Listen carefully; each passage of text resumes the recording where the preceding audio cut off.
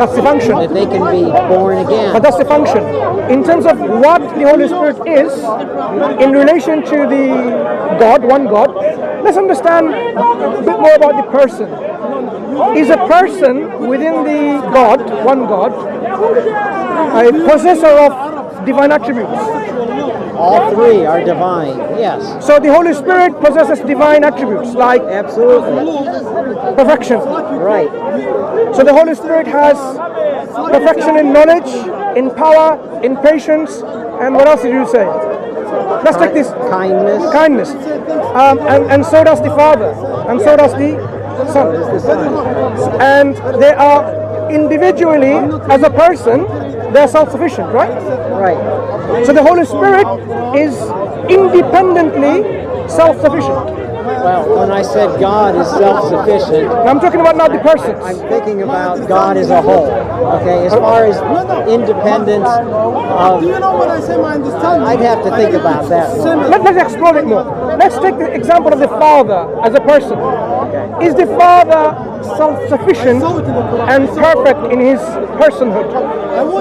He is certainly perfect. Okay, Is he but self-sufficient? in salvation, Not he salvation. cooperated with the Holy Spirit and the Son.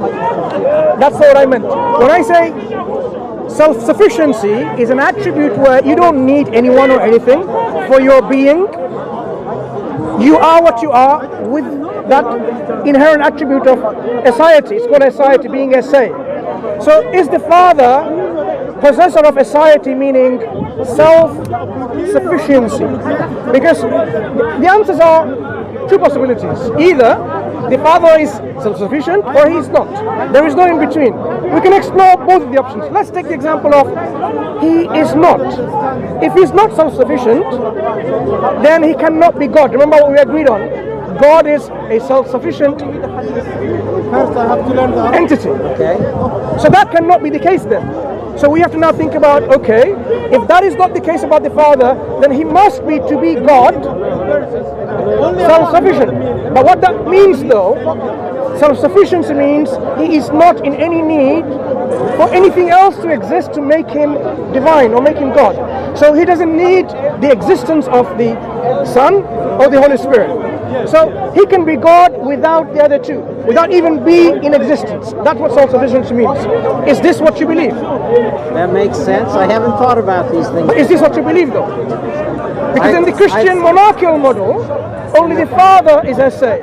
If you believe in the monarchical model of Trinitarian Creed, for example, Sorry, which creed? in the Trinity, there are many models, as you know, as a Christian, you should know. Philosophers and scholars are coming up with a lot of models to explain how they rationally understand the coherency of three gods, and still they are one God, right? When you have a Father being God, and the Son being God, and the Holy Spirit being God, the problem arises of tritheism. The Christians are trying to explain how these three gods can be one God according to the Nicene Creed. I'm sure you're familiar with the Nicene Creed, where the Father is God, the Son is God, and the Holy Spirit is God, but they're not three gods, one God.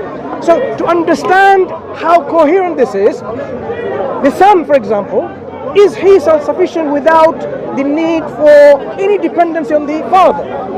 The answer is, he has to be self-sufficient if he's going to be God.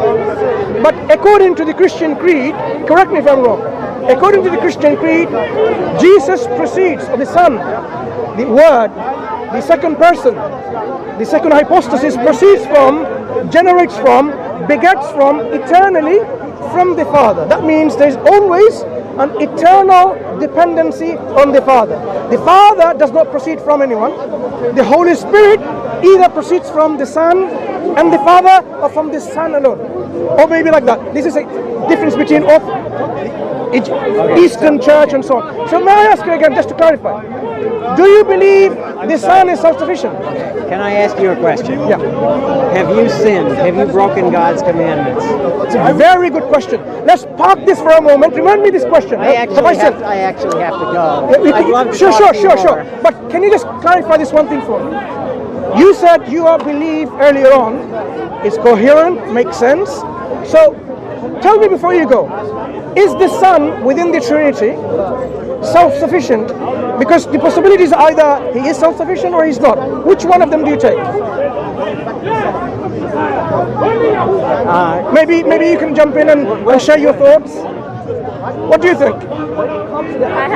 Whether the Father, the Son, and the Holy Spirit by themselves are self-sufficient or only together, I haven't thought about that. But I will study it. But here is another problem though. If they're together self-sufficient, then individually they're not. Then individual members of the Trinity are not anyway divine because they are not perfect. They are less than absolute and independent. Nice talking. What do you think about it? I'm a Muslim, and I wish that you think about Islam, because Islam actually addresses the Christians to think about their erroneous belief, the belief that we're discussing now. Islam says this is an erroneous belief which people believed in after Christ. He did not come to tell them about this belief. He came to tell people to worship God, not Him. And if anyone ascribes a partner to God, hellfire would be their destination. So please open up the copy of the Quran, read the biography of the Prophet Muhammad ﷺ, who's the last prophet sent by God. The same God Jesus worshipped. Thank you for your thoughts. Jesus said He's the way. But let's talk about it, how He's the way. To go. Sorry, we have to go. Nice talking with you. You take care.